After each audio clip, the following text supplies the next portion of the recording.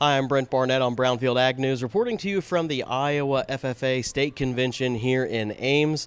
Joining me now is State President Collin Bauer. Collin, thanks for being with us. How are you doing today? Oh, doing pretty good. It's always a great feeling packing 7,000 people inside of Hilton Coliseum for this event, so couldn't be more happier if I'm being incredibly honest with you, Brent. What an exciting time. What have you been up to so far this year here at the convention?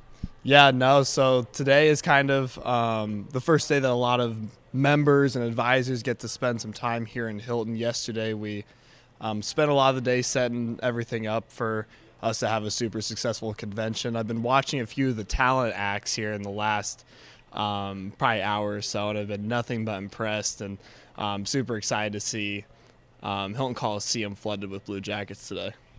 We'd love to hear you talk about your background, tell the listeners a little bit about yourself, where you're from, and where you went to school. Yeah, I grew up in Audubon, Iowa, which is also where I went to high school. I have a family farm there in southern Audubon County, which is where I kind of developed my love for agriculture and really started my passion for this club and this organization. So super thankful for everyone back home in Audubon, and super thankful for my agriculture background, which led me to be able to be here with you today, Brent.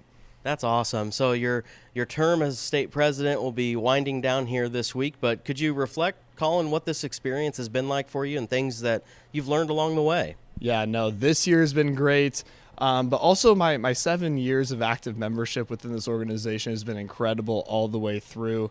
I truly don't think there's another organization out there that's going to let you get to Washington, D.C. 3 times, Indianapolis a handful of times.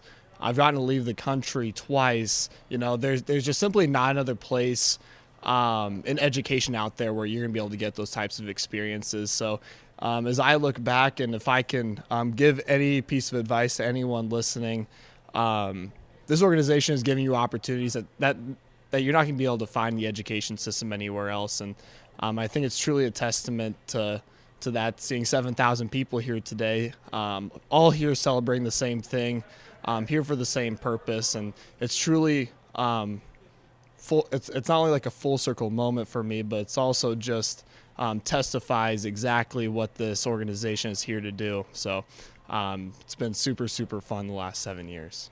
Some of those trips you said you got to take overseas, what were some of the experiences you had there?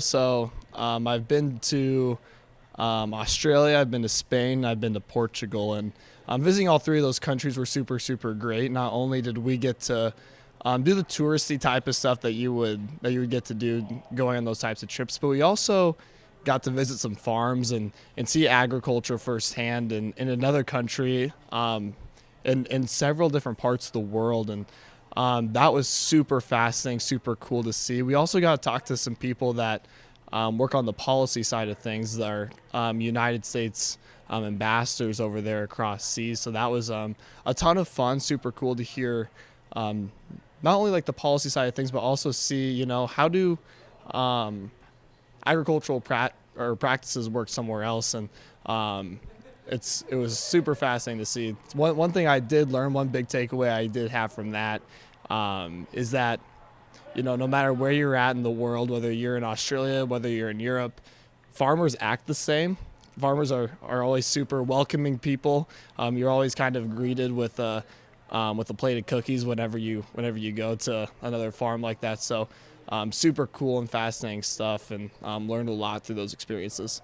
That's awesome. Thanks for sharing that. I appreciate that. As we kind of wind down here, Collin, and look back on your year as president, what would you say to other maybe new members up and coming about the importance of FFA and ag education? Yeah, especially to young members, my piece of advice is fairly simple. It's say yes.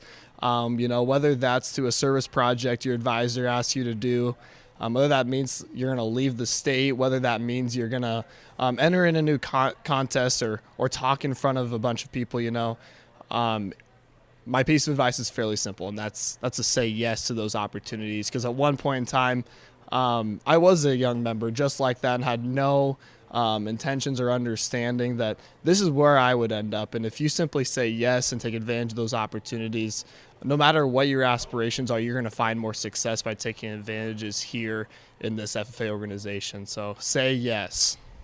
Collin, thanks so much for taking some time to join us here, and we wish you a great time here at FFA Convention this year. Thanks for having me. Collin Bauer, the state president here at Hilton Coliseum in Ames, Iowa. And I'm Brent Barnett with Brownfield. Thanks for joining us here on the program.